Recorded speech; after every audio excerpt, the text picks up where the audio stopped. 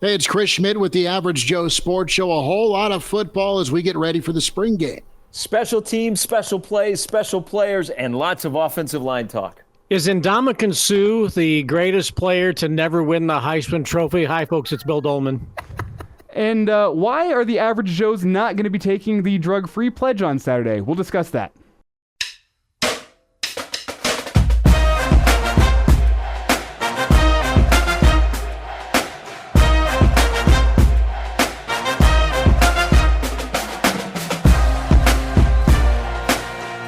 Episode 39 is here with the Average Joe Sports Show. That's Gary Sharp, Bill Doleman, Elijah Herbel, Chris Schmidt. Now, truth be told, if we're going to look at down and distance here with the spring game just around the corner, it's probably first and 25 after a couple of false start penalties. So we'll recycle some yardage, but good to have everybody in. Be sure you like and subscribe the Average Joe Sports Show, iTunes and Spotify. Leave a review. The AJ Sports Pods, where you can find us on Twitter, and the Average Joe Sports Show, find us on YouTube. Check out the videos. Guys, NFL Draft is also happening as we tape. 24 hours from now, a little less than. Spring game, Nebraska sights and sounds we'll get into. And righting Heisman wrongs is on the docket. Sharpie, what's shaking? How's the week going, man?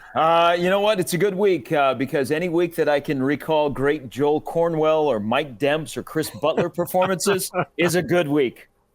That is true. The names just roll off the tongue. Spring game teases, Billy D. Yeah, My apologies to Jamal Turner as well, Bill. Yeah, great performances in Nebraska Spring Game history. You know, it is amazing how, we all get excited. I mean, everybody gets excited when spring football rolls around all across the country, right? And you're looking forward to that game on that Saturday. And then it kicks off. And then it's this thing over.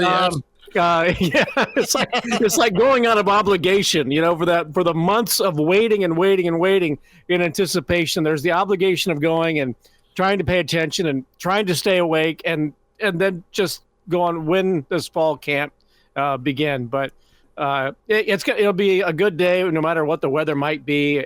Early kickoff, all that. Good on Nebraska for having it late in the spring season, so that there will be more attention directed toward the Huskers and other spring games. One of the keys to making the second half watchable for the spring game is you got to pick a guy. I don't know what your rationale is for picking a guy, but pick a guy. Maybe it's from your grandma's hometown. Maybe it's from your hometown. Maybe it's just a name you really like. Pick a guy down on the depth chart, and that can be your guy to root for in this spring game. Treat it like you got to prop bet the over on the rushing yards. I don't care what it takes. Just find your guy to root for in the second half, and the second half immediately becomes a lot more watchable.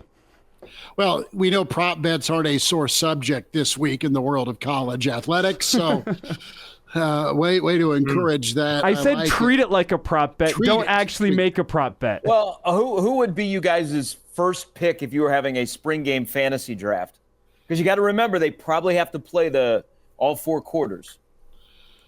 I'm not sure I can go that far down the depth chart on the roster of 200 players, right?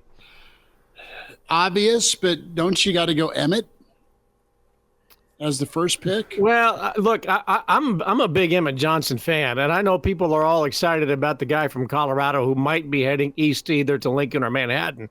But I think Emmett Johnson. I think Emmett Johnson is a primary back who may get a limited amount of carries. I'm with you, and that's why I'm leaning Quentin Ives. That's where I was going to go. A guy that not only needs to show something on film, a guy that doesn't have much game experience, a guy that the fans are wanting to see. There's a combination of factors, and the coaching staff's been high on him enough that you think that the dude's got enough to at least break a couple tackles and pick up some yardage. That's my guy. If it's a fantasy draft and there's fantasy numbers going around, give me Quentin Ives because I think he's going to get a decent amount of carries. Might lead the team in rushing. Can I put in my play for Maurice Mazuka? Ooh, that's a good one. Nice work. Because he might be a guy that plays both on the red and the white. Yep. Mazuka's a solid green jersey. Yeah. Mizuka's a solid take. Do we see the young wide receivers go off like a Ja'Cory Barney? Because you're going to see, I would assume, all three quarterbacks show their stuff throwing the football aside from some play action. Guys, the hype's been managed at the quarterback spot, but between some video clips dropped on Husker social media, this is going to be fun. This is going to be fun as we ramp up the hype train for 2 seconds. It's going to be fun to think about the offense just being a threat, a balanced threat potentially.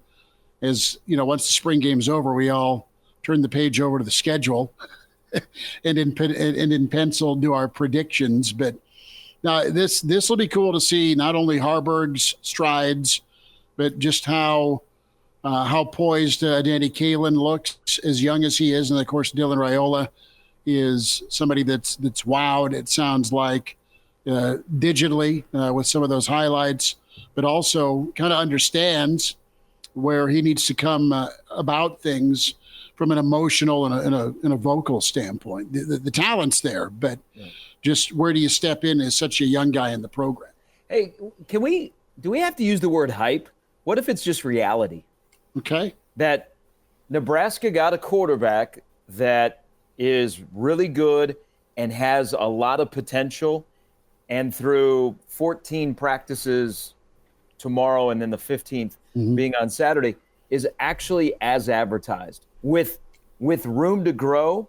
So I don't want to use the word hype. I think, man, I like the word reality. I think I've said this, it's okay to go all in because I think he's different.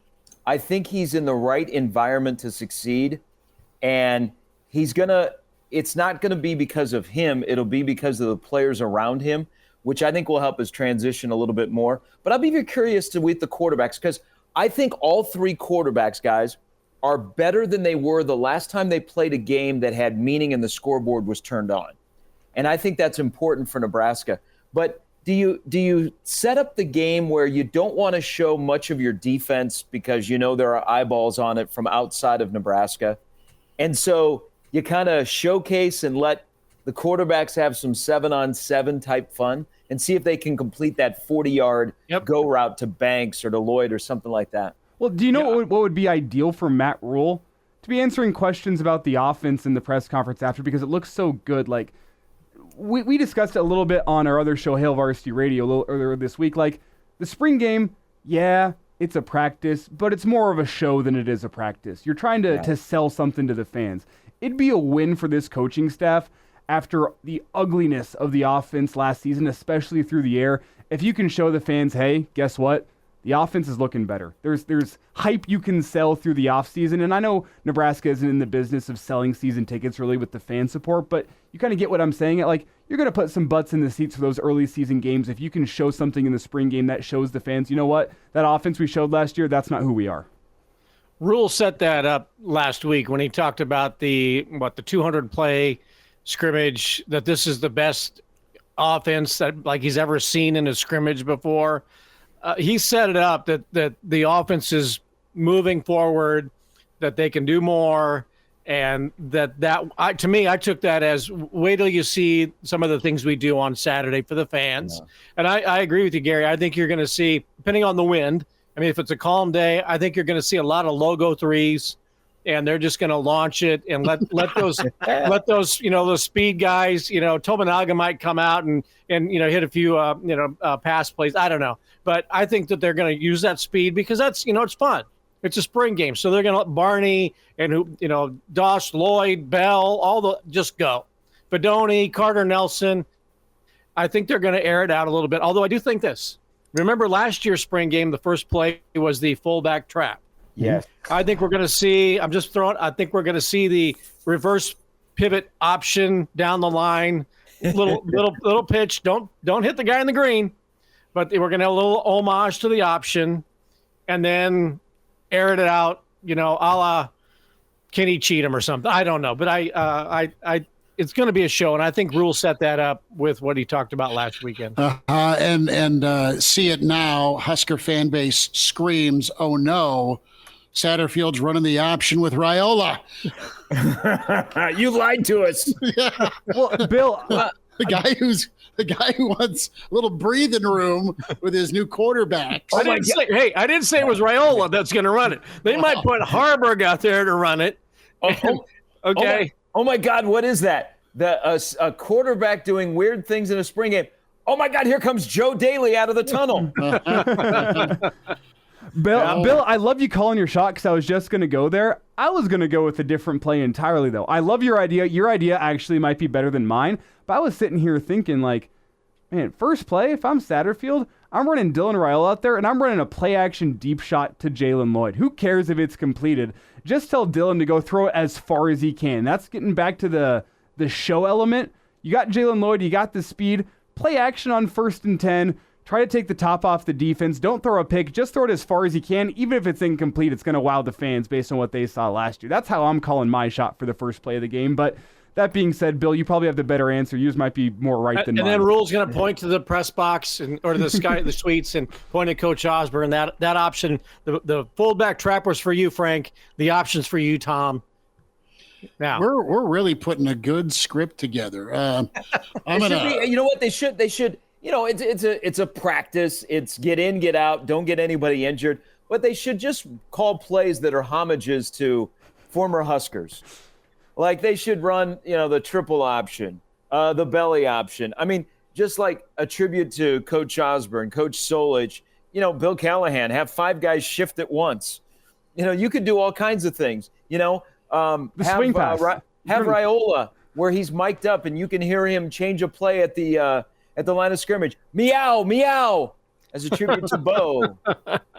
That's not bad, and just for not to leave any coach out for Coach Grandpa on 4th and short as you're trying to kill clock, throw an incomplete pass to stop clock. Have some guy in Illinois named Geronimo break your heart and empty your alcohol cabinet.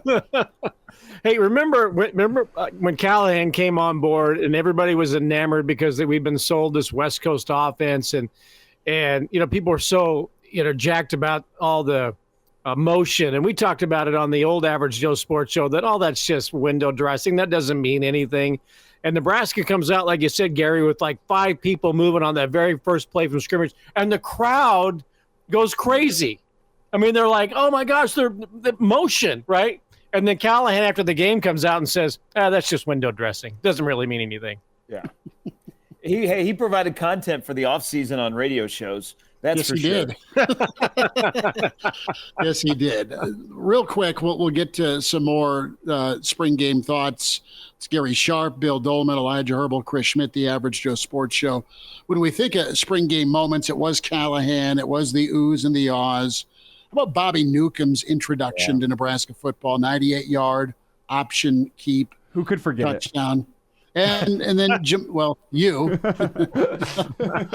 and then did Jamal go somersault with his return? Was it a return or was it a catch? No, it was a catch. So you remember there's also the moment that Breon Carnes lit up the Nebraska defense. Mm-hmm. And that was a Carl Pelini defense. The next morning in the Lincoln Journal-Star, Steve Sipple writes this column about, oh my gosh, Breon Carnes, he's from Manatee. The last time Nebraska had a quarterback from Manatee, wrote on and on about how great and how he carved up the defense. Sipple tells a story that by 7 o'clock that morning, Carl had called him and was ripping him a new one. God, he doesn't know football and you don't know what you're talking about. Did you have any idea what defensively we were doing? He's basically a bum throwing against us. Well, the bum card. Wonderful. At least Carl didn't show up. No, he'd have to bring his brother. Wow. I wish Shipowich would have sat there. Is this on the record? Can I publish this Monday? Carl, Breon is a bum. That's when you take the spring game a little bit too much. Yeah. Just a little bit, little intense. But guys, we've hit on the quarterbacks. We've gone the homage, what play. We kind of picked to click it a little bit, but overall, line of scrimmage, super important. It's going to be pretty telling. What's the gap between your starters on the offensive line that you may not see a ton of? Okay, your center and Scott, and then Ben Hart at right tackle. You've got young guys that have been in the program that are still growing. Defensively, Elijah Judy's been mentioned a couple of times. Is he a guy along with Van Poppel that can make some moves on top of those second-year guys? So they're very cautious with the 1,000-rep guys. Rule was talking about guys who've done 100 spring games already. We'll be watching the Giffords and Polar Bears and Robinsons alike. That said, though, you've got Raiola, Coach Donnie, and, of course, Coach Pot Roast. Both those guys are going to try and have bragging rights going into the summer session. So that's where I'm focused. I think most of Nebraska is probably focused on the lines of scrimmage. But if you had to lean, is it a defensive line day or an offensive line day on top of the show we all kind of want to see?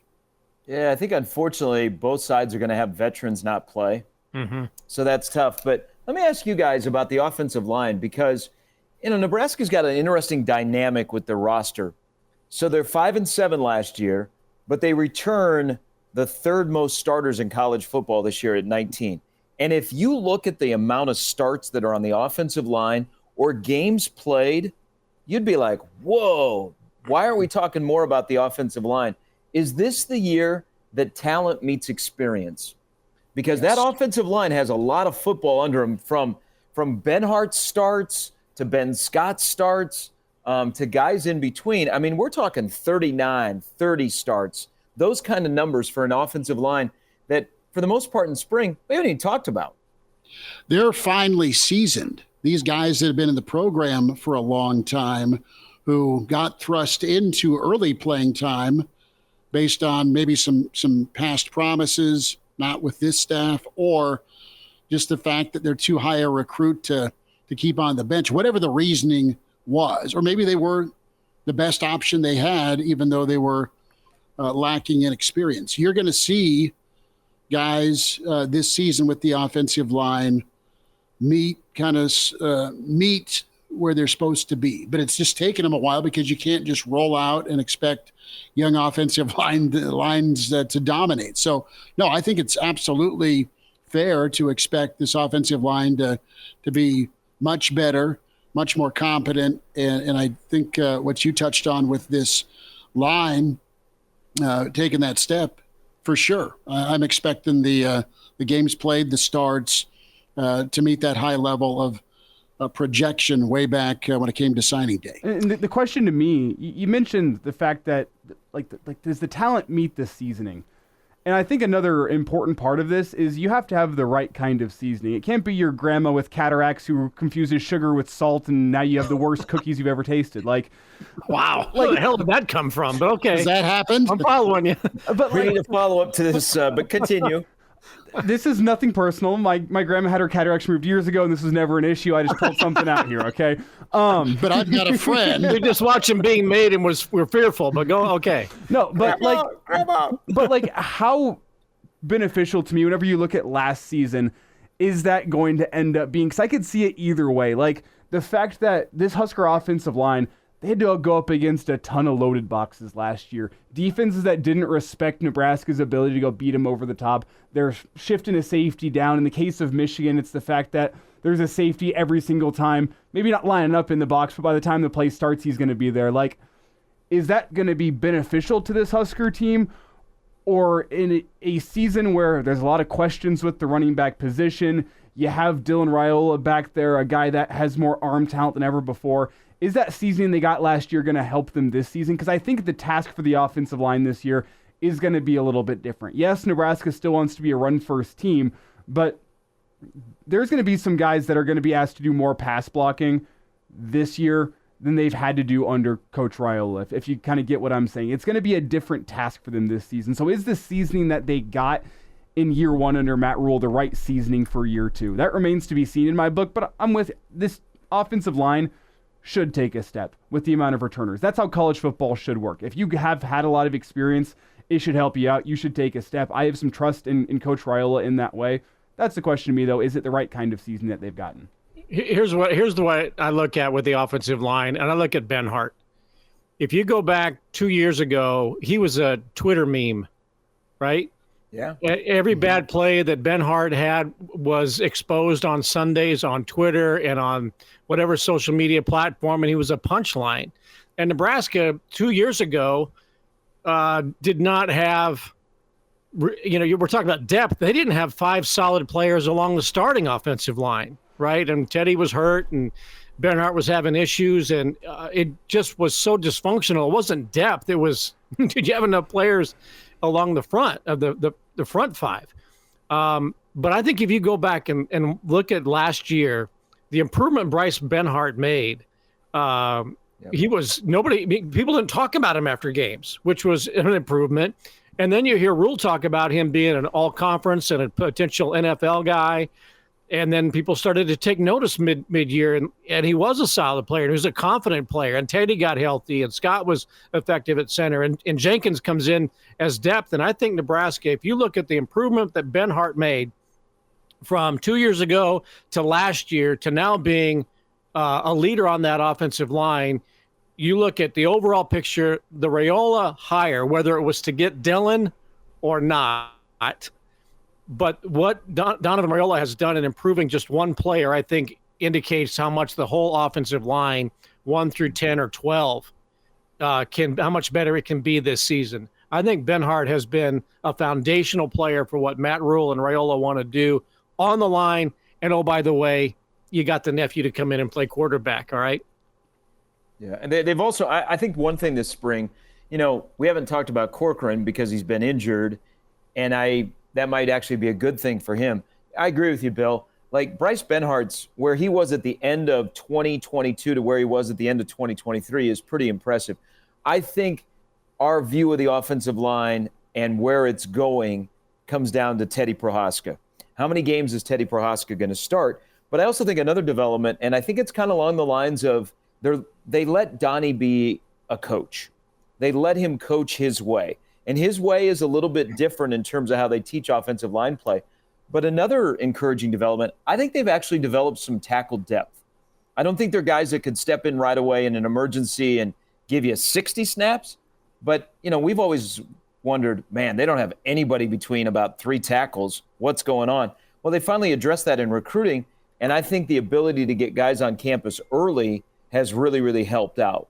And I think you're going to see that as they develop depth at tackle, and then they got a little depth at guard. So I think it's been a good spring for the offensive line, but we're all offensive line experts in this state.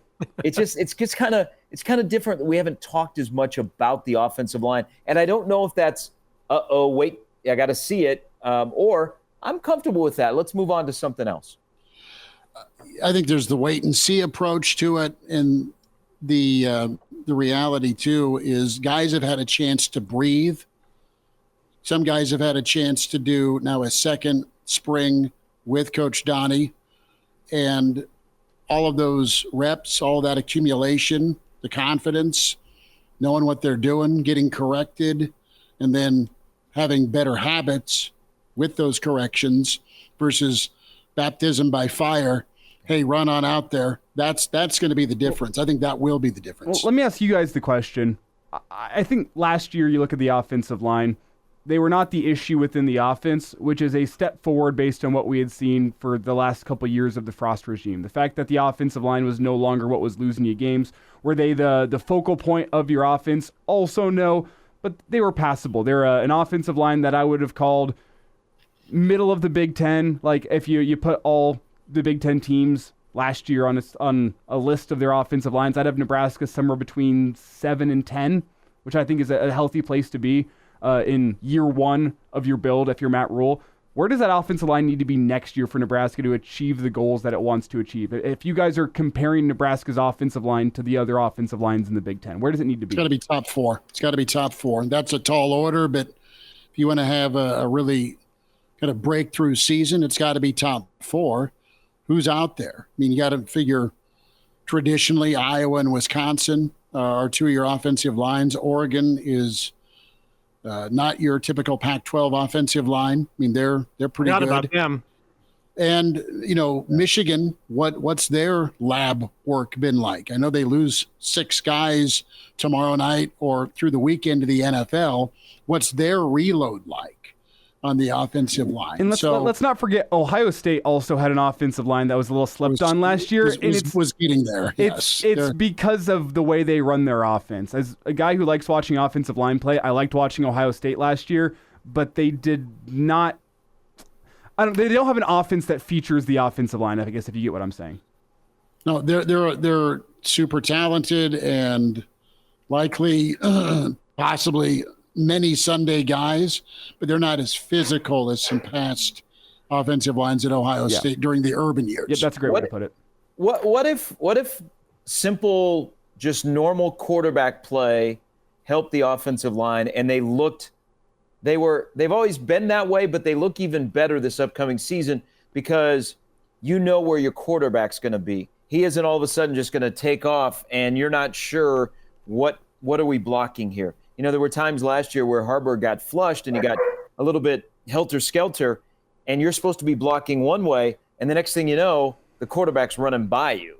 I mean, I also wonder when we get into the heart of the season, if we look at the offensive line and go, man, they're really playing well. And then we go, yeah, they're finally getting validated because they know how to block, and it's not, what am I blocking for here? How long is that quarterback going to hold the football, so on and so forth. Again, it goes back to what we've talked about on the last couple of shows. Nebraska has a couple of quarterbacks. Yeah. In the past, they've had running backs at quarterback. Last year, they had a tight end H-back playing quarterback for the most part, right? And you also, with the line play, how do you gauge that? Is that 275, 325 yards on average on the ground per game?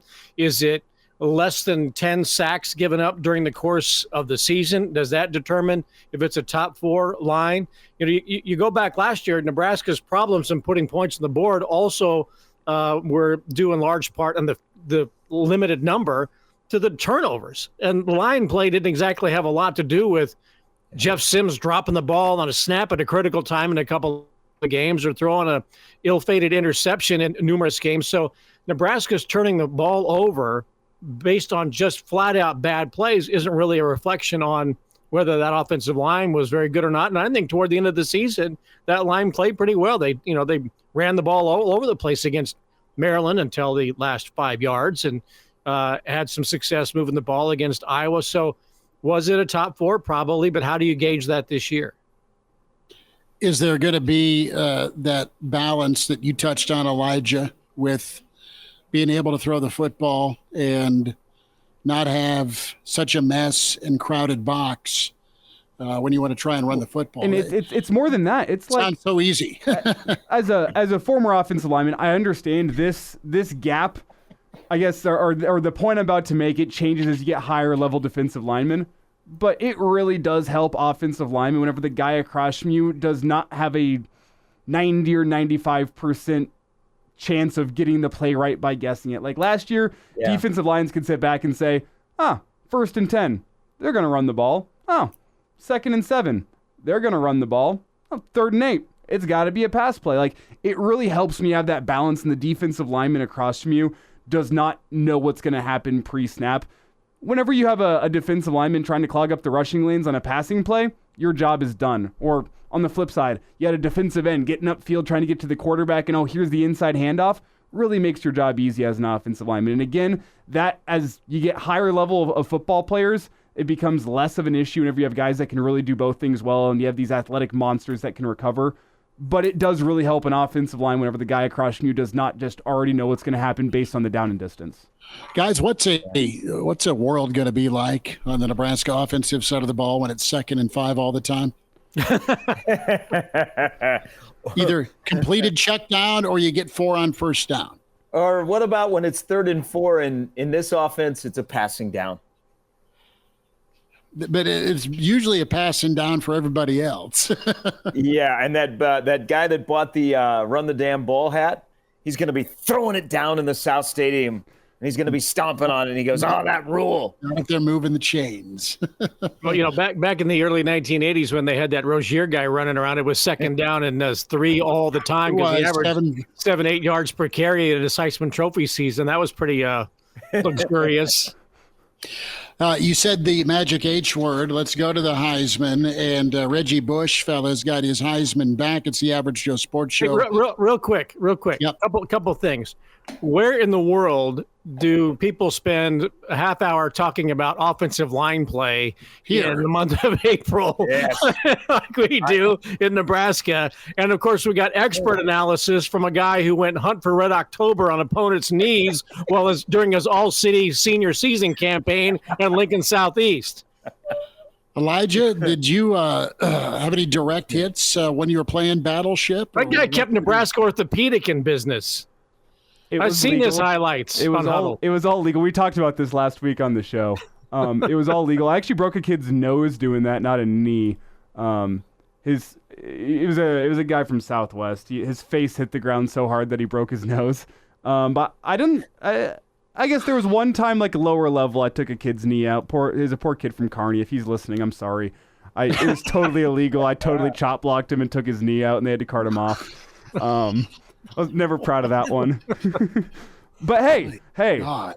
Speaking of like not knowing what's coming, it's really helpful as an offensive lineman whenever the defensive lineman is worried about you taking out their ACL. They don't rush up the field that hard after that. Just to let you know, helpful piece of advice to anyone who finds themselves in a dark alley against a defensive lineman. Go for the knees.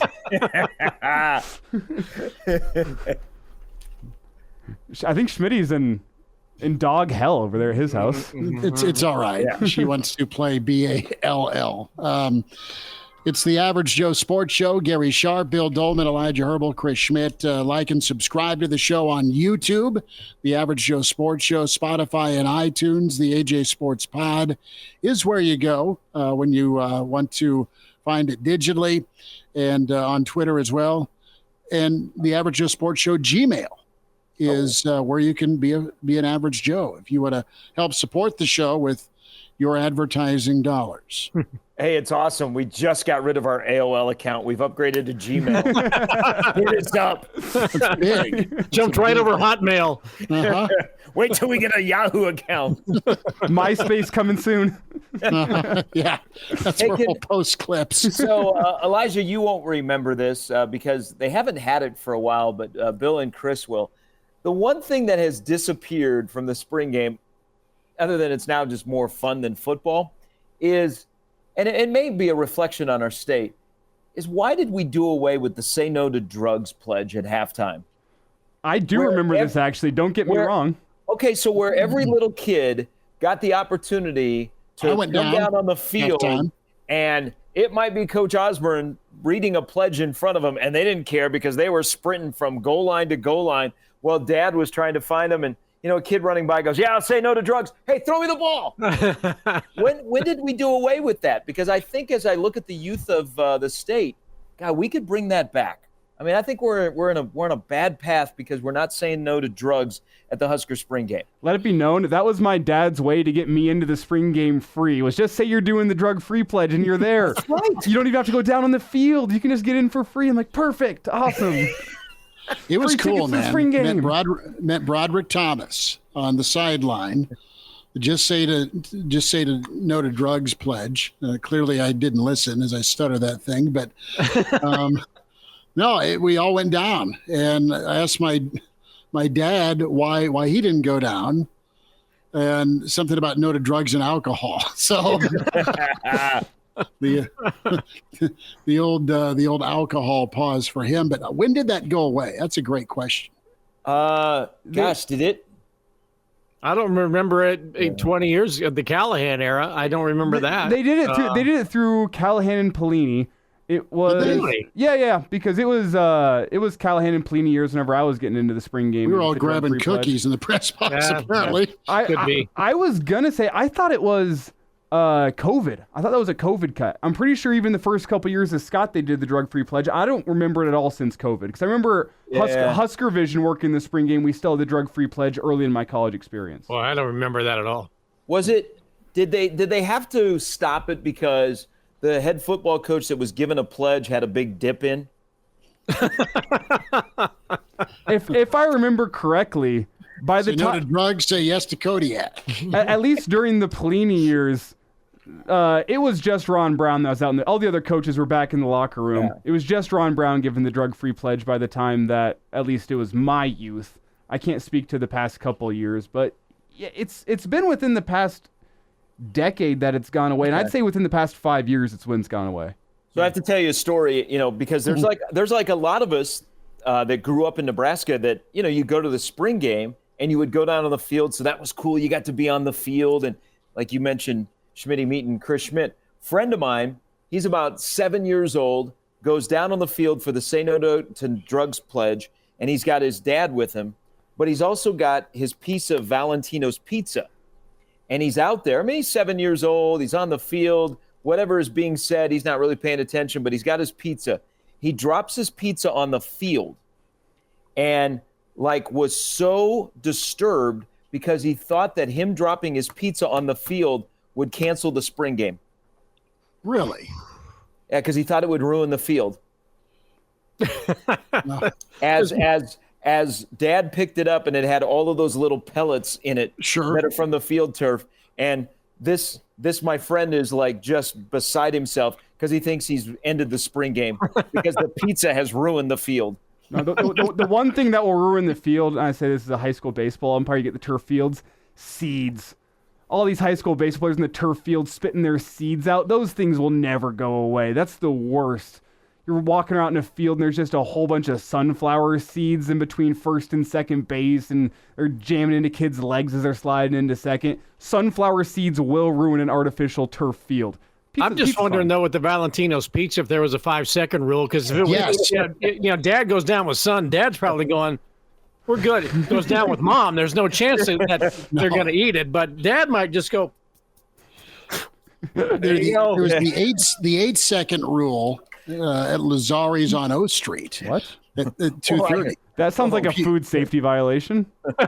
No, if you drop it on O Street accidentally because you lose your balance, you just pick it right back up and it's okay. Oh, not the employees. I thought you were referencing your son's work at Lazari's. And I'm like, if your son's dropping pizzas at Lazari's and there's an 8-second rule, I'm not going. No. He has sure hands. Hey, good. I'm glad you clarified that because I think you might have violated a code there, but good job. No, you guys are both pausing, looking funny at me. It's like, no, this is after last call. You're in line to get your slice, and someone bumps into you, and boom, your plate of 3 or 4 pieces goes down, and you got to scoop it back up. Pick that fumble up, fellas. Speak for yourself.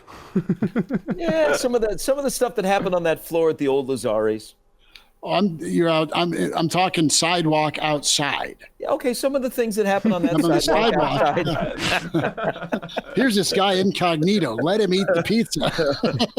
We've all got our marking on the O Street sidewalks. Yeah, yes, we do. Yes, we do.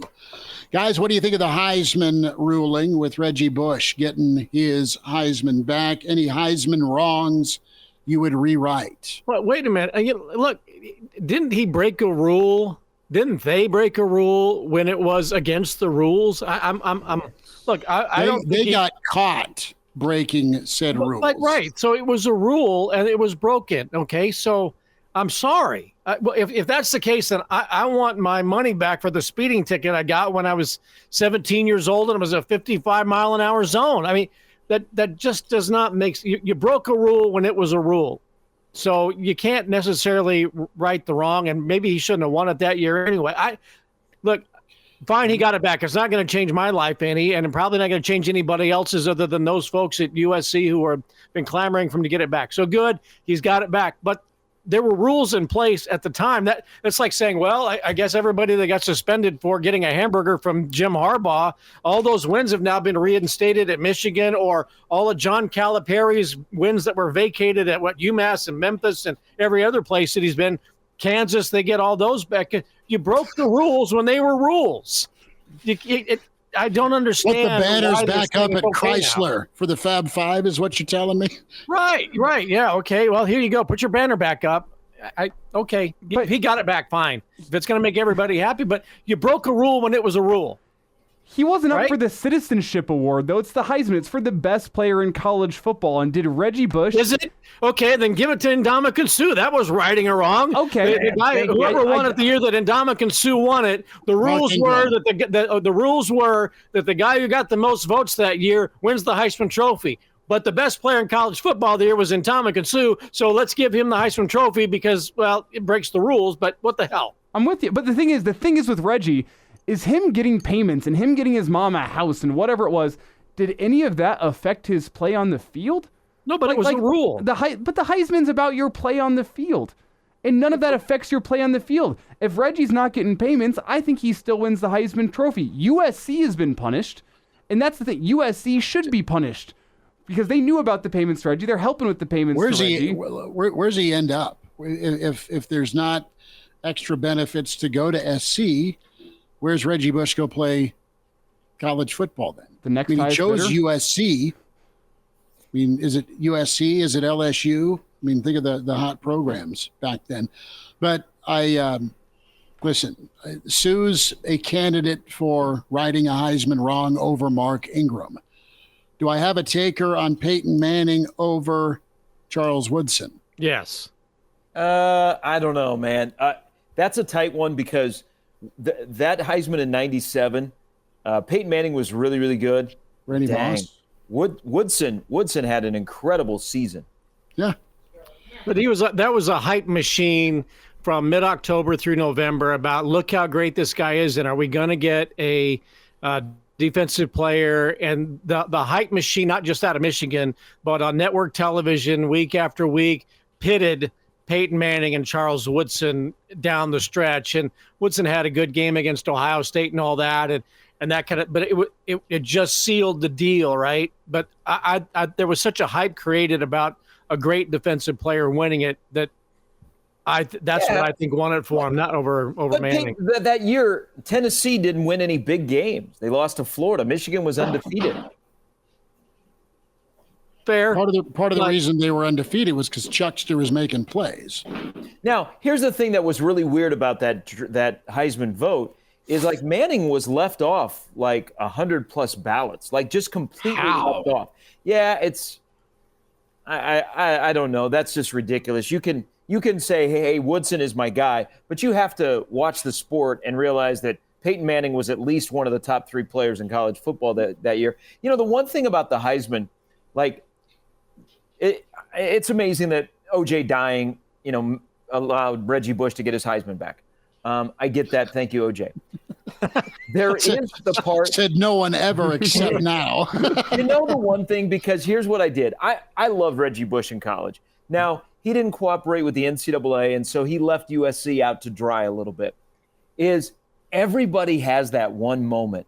And Bill bringing up Woodson and Manning, I immediately think of the stuff that Woodson did. You got the Desmond Howard Heisman pose, those kind of stuff. The Mike Rozier run against UCLA, Reggie Bush's game against Fresno State. So it's just, I don't know. It's one of those things where was anybody losing sleep over it except for Reggie? I mean, what and his friends in the media. Yeah, and I mean, crazy that Johnny Manziel was the lead guy to help him get back his Heisman. I mean, we are in a complete bizarro world right now. Some other years and Heisman winners before we move on. It's some NFL draft. So Sue and Mark Ingram, of course, Tommy and Eddie George from a Nebraska perspective, Woodson, Peyton Manning. That's not just the Nebraska perspective either. Tommy Frazier was the best player in the country on the best team, and they won every. Was he the best player on his team, though, that year? Well, I suppose that would be debatable, maybe, but he was better than Eddie George. Hey, so here's the thing about that year is, unfortunately, what happened with Lawrence Phillips. Yep. Because Lawrence Phillips won the Heisman Trophy in 1995 after week 2. Yep, you're right. I mean, he had the Heisman Trophy wrapped up. Yep. And I think Michigan State game, yeah, you're right. I think the logic went, well, Tommy is incredible, but he may not be the best guy on his own team, LP, of course.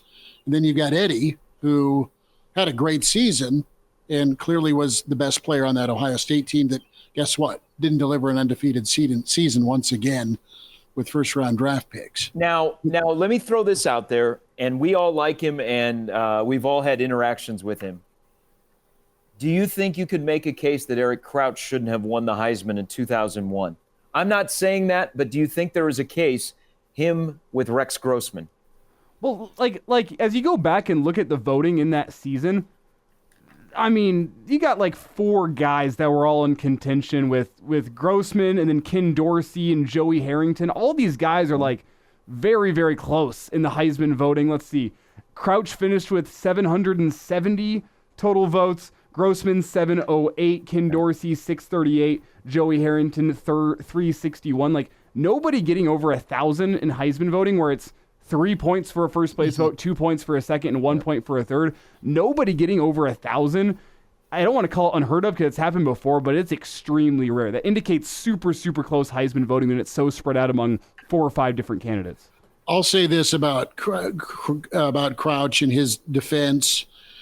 The guy was a one-man band. He had a good offensive line. He got that team to a national championship game, balled out in the really bad loss to Colorado. Wasn't his fault. I mean, that guy put up crazy offensive numbers, but he had his moment against Oklahoma, and you had a good memory by some of those voters with the win against Notre Dame the year before. I know it's supposed to be a season award, but sometimes guys hammer the old career achievement on this. So Crouch in that year just did more with less on his team. I know Nebraska was number 1. Don't get me wrong, but I agree with that. offensively, I think people that voted for Crouch were smart people that watched the games and then looked at the team that you were playing on, because Eric Crouch in 2001 put a whole friggin' program on his shoulders and carried it through a season.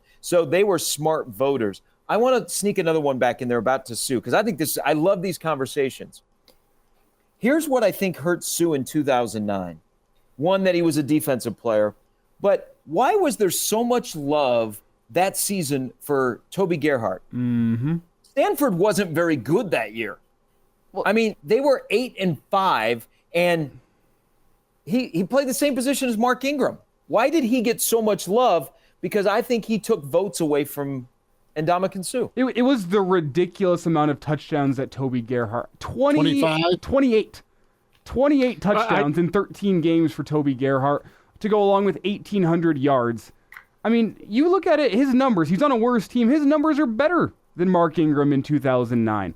That being said, Toby Gerhart was not as good as Mark Ingram. We all knew it. He didn't play for Alabama. If you put Toby Gerhart in that Alabama system, I don't think he's putting up those same numbers. He was just the only guy for Stanford that year. But he didn't play. He did have some pretty ridiculous numbers that year, to be fair to Toby Gerhart. Here, I like the objective and independent-minded media on the West Coast, I think provincially wanted to have a candidate to talk about. And I would bet there were a lot of people out in L.A. and in San Francisco and in Seattle and anything west of the Rockies. That was the voters on that side of the country watching games at 8 p.m. West Coast time, 11 p.m. in the East. They got a chance to champion their guy. I think it was a provincial thing, and I agree. I think Gerhart being in that mix and in that conversation for as long as he was, that hurt Sue as well. But I think to a certain extent too, I think people also had in their mind that Sue was just a different player. There was just something about him, like people couldn't quite wrap their arms around how dominant he was. And it was just maybe safer to vote for Toby Gerhart or Mark Ingram, because Sue was just, I don't think college football has seen anything like him maybe since Hugh Green or Chris Entman at the defensive line positions, where he's just ferocious and just a little too scary. Let's be safe and vote for Ingram or Gerhart, right? Well, let's not forget here, Colt McCoy also got more votes than Ndamukong Suh that year. That one is a lot more ridiculous to me, and I understand football has changed from 2009 until now. So this argument is not perfect. But if were those votes cast before the championship game when he was throwing them around like a nephew? But I mean, like, even look at his numbers aren't even that eye-popping from that season. From 3,500 passing yards in 2009, that's solid. 27 touchdowns with 12 interceptions. I mean, I don't want to do this, but I'm going to. Compare it to the Heisman Trophy candidates of 2023. Football has changed, yes, don't get me wrong. Bo Nix, 4,500 yards passing, 45 touchdowns, 3 interceptions. Like, that's Heisman numbers. Jaden Daniels, who won it, 3,800 yards with 40 touchdowns and 4 interceptions. Those are Heisman numbers. He ran for 1,000 too. Yeah. And Colt McCoy with his 3,500 passing yards, barely 70% passing or completion percentage, 27 touchdowns, 12 interceptions. It was good for 2009. Was that ever Heisman numbers? I think you talk about the West Coast influence. I think there's a little bit of Texas influence as well. That's what you had. You had Alabama, undefeated, Brand, they hadn't had a Heisman winner ever. Ingram was their first. Texas, Brand, they meet in the national championship game. You have Gearhart, a running back. Well, we got to include the top rusher in the country at 1,800. We're not talking a 2,000-plus yard season like the great running backs that won the Heisman of yesteryear. Usually, if you won the Heisman as a running back, you're putting up two bills, right? You're having a 2,000-yard season typically. And then there's Sue, who was on a 9-4 football team, that number 1 scoring defense in the country. Wonderful. But his team offensively was tough to take, and they dropped 4 games. Yeah. I mean, I'm always going to go to bat for Lost Sue. him. I love him too, but I'm explaining the why. No, I'm with you. He had one of the more amazing individual seasons for a defensive tackle. 20 and a half tackles for losses, 12 sacks, 85 tackles. But you bring up something as I know we're winding down here about, and then we're finishing with the NFL draft, is you brought up on a winning team. So Nebraska has got a chance here, and now I'm not saying this with, this is get excited. For the second time in the last 6 years to have 0 guys drafted. Remember 2019. They've only had 9 guys drafted since 2019, and only 2 have gone before the 3rd day of the draft, that Saturday. Now, interesting, all 9 of those guys are still on active rosters, but if Nebraska was a winning program, there probably would be more guys drafted. Mm-hmm. I mean, that's pure and simple. Yeah, you get talent, you develop it, and then you go on to the next level. And there's just not been the development. You've had, 4 coaches since really a good draft class, and you had to go back to that 2015 draft. Yeah, with several Huskers. No, you get guys in, you get them developed, and you get them to the league. It's a byproduct of the development that goes on with the program. You get guys not because you think they're going to be NFL dudes, but you get guys, and with their work ethic and your coaching, you turn them into NFL guys. It all works out. The more guys you got playing on Sunday that pass through your college doors, the more wins you put on the board. I mean, that's just the math on it. And that is going to flip too, don't you think, in future drafts for Nebraska when things get up and going under Rule.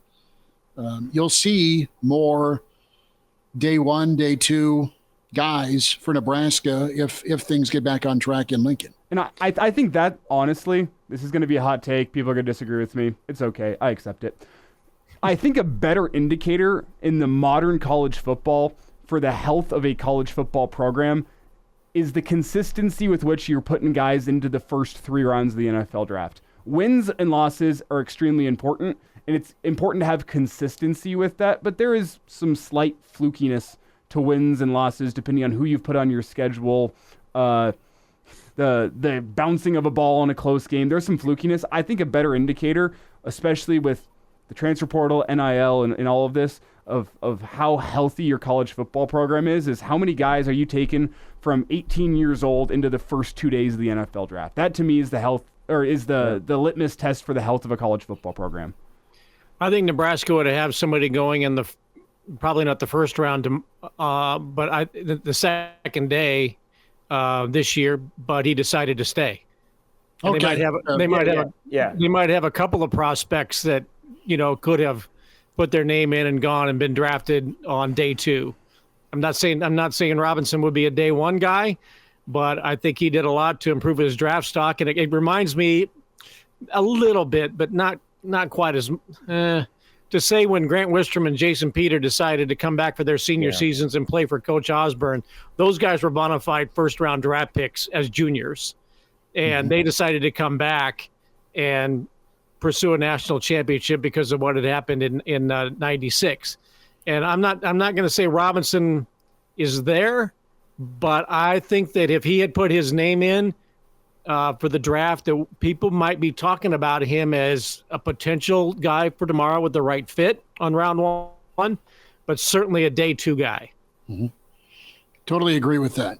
But isn't it wild to think in Nebraska's draft history, you have to go back to LP to find the last offensive guy drafted in the first round.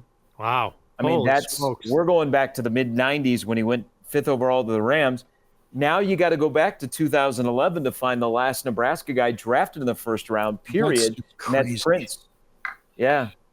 And you've had some second-round talent with Levante. You had... I mean, let's be honest. Levante and Randy Gregory are both first-round talents that slipped to later rounds because of off-the-field stuff. With Prince, there was with Levante... It was the small sample size of production and his smaller stature. With Randy, it was obviously all the failed drug tests at Nebraska. Well, I mean, they've put some guys in. Was Cam Taylor-Britt, was he second or third round? He was a second round guy, wasn't he, to Cincy? He was a second day guy. I don't remember if it was second or third, but him and Trey really are the two. And then you had Nate Gary he's trying to get back in, but he was a 5th round guy. Cam Taylor-Britt was drafted in the back end of the second round. So if you go back, in that same draft, as Elijah just mentioned with Cam Jurgens went 9 picks ahead of him, I think. Okay, yeah. So that was good. The thing that's this discussion, I think, is a good discussion, but it's also like you look at these guys that got drafted, they're all still on NFL rosters, and then you add Nebraska's had some free agent guys, whether it be a Stoll or an Austin Allen or a Luke Gifford that are on NFL rosters. So it's the weird balance of trying to use the NFL draft to judge your recruiting and your development.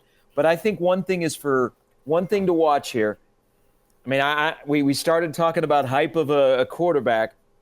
Wouldn't you be disappointed if he stayed healthy his entire career if we're not talking in 3 years about Dylan Raiola being a high draft pick? That is the trajectory, right? That is the trajectory with all the accolades and the talent, the maturity. You just got to stay healthy, and you got to go get it done on the field. Easy enough to say. Yep.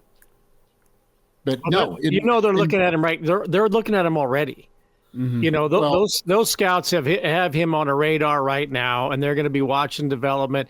And there is something to rules experience in the NFL because scouts and organizations will trust whether he was a failed experiment with the Carolina Panthers. And I think most people now look at that going, "Wow, that is a mess over there." So good thing he got out of there. Yeah. But there's a lot to be said in the NFL that they respect those who understand the NFL game. And when Nebraska runs a pro day like it did, which got high accolades, and those scouts will go where things are well organized and they know that the people running it understand the NFL. And so they'll come here and they will see those guys and they will get a little extra edge and attention because they are in a system that understands the pro game and the transition.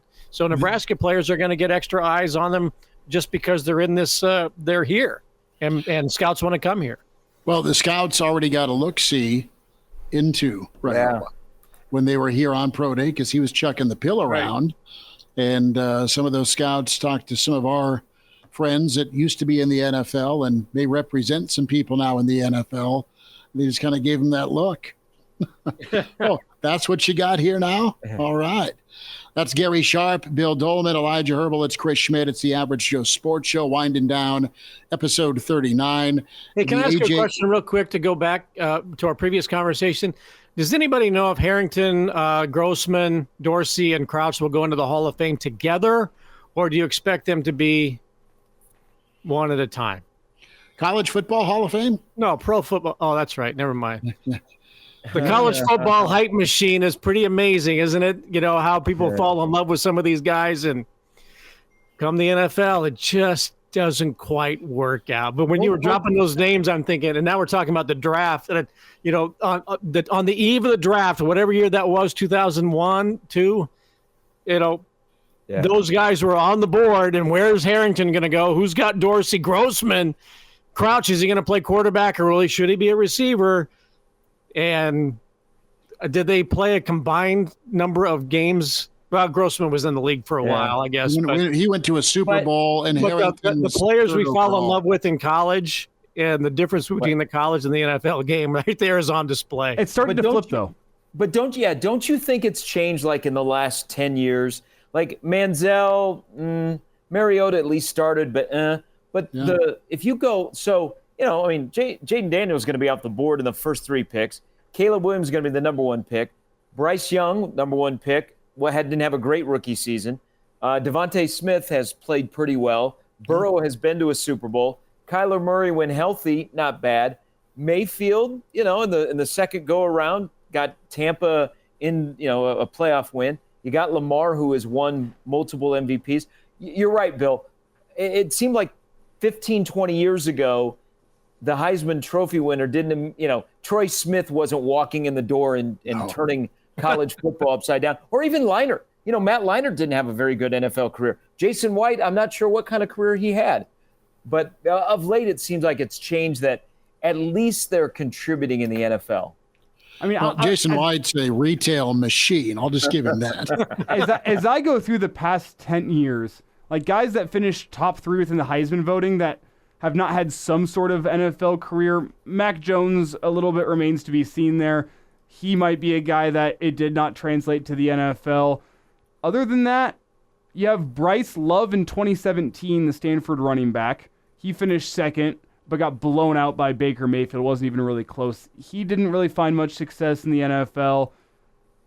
Elsewhere, I mean, just about everybody has found success in the NFL that have finished top 3 in Heisman voting in the past 10 years.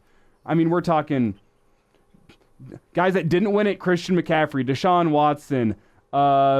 You have Saquon Barkley, Dwayne Haskins, Tua, but Tua eventually won one. Justin Fields, Jalen Hurts. Like a lot of guys that, even if they didn't win it, have found some succce in the NFL. If you look at the top 3 of the past 10 years, almost all these guys have been finding success. Hey, college is going into the NFL. Hey, isn't it interesting? Two of Clemson's best quarterbacks ever, you know, guys that played for a trophy, didn't win a trophy. No. Trevor Lawrence and Deshaun Watson. Old Trevor, you know, man. But it's going to be interesting. We'll talk about it Sunday with our spring game thoughts and recaps, some NFL draft as well. Yes. Before we wrap up here, which I think is the path we're going down, I would just like to get one thing on the record. We don't have to talk about it. I just want it on the record. As a Broncos fan related to the NFL draft, J.J. McCarthy will not go in the top 10. I am throwing that prediction out there now. This episode will be posted before the first round. There's been a lot of smoke within the past week about J.J. McCarthy. Oh, he's going to be a top 5 pick. Maybe he's going to go number 2 overall. Completely strikes me like a top 5 team that wants to trade back and is trying to lure somebody outside the top 10 to trade up and take J.J. McCarthy. Like, oh, he's going to go in the top 5. The Commanders really like him. I don't think so. I think J.J. McCarthy drops outside the top 10. I just want to make that bold prediction and get it on the record. I'm sure I'm going to be right. I think Gary's Chiefs trade up with Atlanta to 8 to get Joe Alt. Because of his dad? No, just because he's an amazing tackle. Well, he is. His dad played for the Chiefs and Giants. I know that. Yeah. I want to just caution Nebraska fans watching the draft tomorrow. You're going to see a lot of JJ against Nebraska. Oh, yeah. That rollout where he threw across his body, he was coming to the Michigan sideline, and a crossing pattern in the back of the end zone for a touchdown.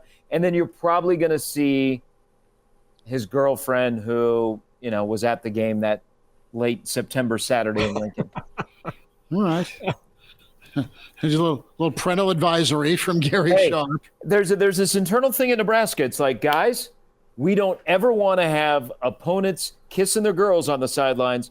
We need to get back to us eating hot dogs on the sidelines by the fourth quarter. We need to get back to Nebraska players kissing the opponent's girlfriends after the game. Yeah. That's what we need. People are still scarred from Melvin Gordon's first-round pick. Guess what highlights ran? Unfortunately, Elijah, some tried. It didn't work out so well. Yeah. Is there a story behind that?